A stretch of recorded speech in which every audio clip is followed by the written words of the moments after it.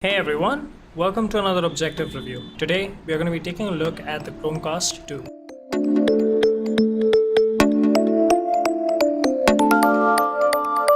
Let's start off by taking a quick overview of the packaging and the features printed on the box itself. Pretty straightforward this time actually. The packaging itself is kind of a tutorial for you to set up the device and get started with using it, as well as the apps it works out of the box with. To my surprise, the Chromecast 2 also works with 5 GHz Wi-Fi bands, which is kind of not directly mentioned on the box, but it's a great thing that it does. A quick look inside the box and you have the Chrome branded power brick, the power cable itself, and finally the Chromecast device. Now let's get these boxes out of the way and take a look at the Chromecast 2 itself. The front of the Chromecast comes wrapped in this sticker, and peeling that off reveals this shiny plastic face that it has, and I really don't like glossy plastic on devices.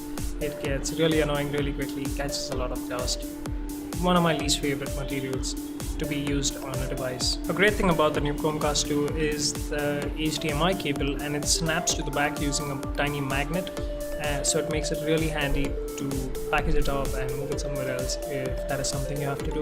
Moving on to the other ports, there's nothing really much apart from a micro USB power input jack, as well as a power reset button, that's what I'm guessing it is, as well as a tiny LED that glows up when you connect it to power and also indicates various statuses of the device. Once you follow the easy instructions printed on the box and have your Chromecast set up with your television set, it's pretty easy to get started with it. On the iPhone, on iOS, you need to download the Google Cast app from the App Store with a link down in the description. It is a process slightly longer than I was hoping it to be, but it's quick enough that it gets out of your way. Then you can open an app like YouTube and tap on the Google Cast button, so the Chromecast knows that you're queuing up YouTube videos to be played momentarily, and from then you can tap on the options button around a YouTube video and add it to a queue or immediately start playing it. Now this video also allows you to control playback, autoplay, as well as seek the video forward or back. Now whenever a YouTube video is being played and you need to adjust the volume of the Chromecast from your iPhone itself and you're within the YouTube app, you can actually use the volume rockers on your iPhone to bring the volume up or down. But do keep in mind that this also lowers the volume or raises the volume on the iPhone itself. So if you're expecting a call, I would recommend going into the Chromecast app and doing it from there instead. And if you do end up using the Chromecast app to do this, and say you need to quickly stop casting or pause whatever is being played, you can do so from right there itself. Back in the queue, if a particular video is being played and you need to skip forward to another video, just simply tap on it, that's all. If you're an Android user or have an Android phone lying around, well, things get interesting pretty quickly. Now what you can do is cast the entire screen of your Android device down to the Chromecast. Now this is similar to what iOS devices can do with the Apple TV.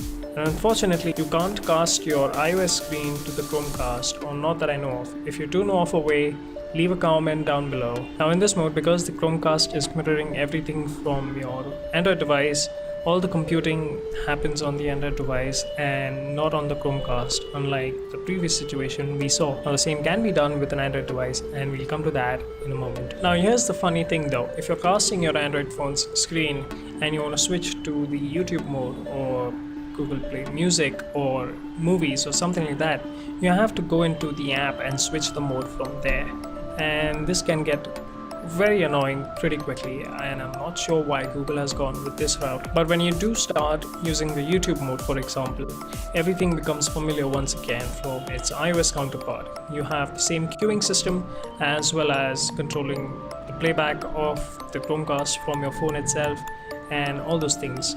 Now I am not again sure how to change the volume because I didn't install the Chromecast app on Android, but I am guessing that that's where I have to do it from. Similar to the YouTube app, Google Play Music, Google Play Movies, and everything else also has their own dedicated apps on the Chromecast, and I'm guessing again you can start queuing videos and movies and songs from there, and have them played back on the Chromecast. Also remember that whenever you're using one of the built-in apps on the Chromecast takes care of all the computing, downloading and processing of all the data and streaming. Another solid reason to use the Chromecast with an Android device is so that you can mirror all the media in your VLC player onto your Chromecast. Now this isn't possible on iOS yet, although I do hear that Chromecast support is coming in version 3.0, so I have my fingers crossed for that one. VLC player on Android does handle mirroring the screen when a movie is being played to a Chromecast very efficiently. It turns the screen all black, so it's conserving a lot of power, especially on those OLED screens out there.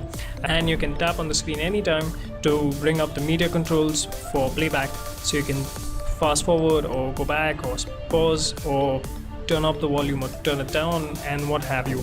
You can even change tracks on the fly, and once you're done, the screen goes black again. When the Chromecast is in standby mode, it's gonna also display some useful information like what the Chromecast is called, in case you have multiple Chromecasts all around your house or your office or wherever you are. And on the right hand side, it's going to show you the current temperature outside based on your location as well as the current time. And all of this magic happens with the Chromecast dangling right behind your television set, out of sight. Was I excited about getting my Chromecast too? Yes. Am I excited now after I've received my Chromecast? Hell yeah. It's a wonderful piece of hardware that can do a lot of things, and it can't do some things, which is perfectly fine. If you like this video, hit the like button. If you disliked it, you know what to do. If you're new around here, don't forget to subscribe. I'll see you next time. Cheers.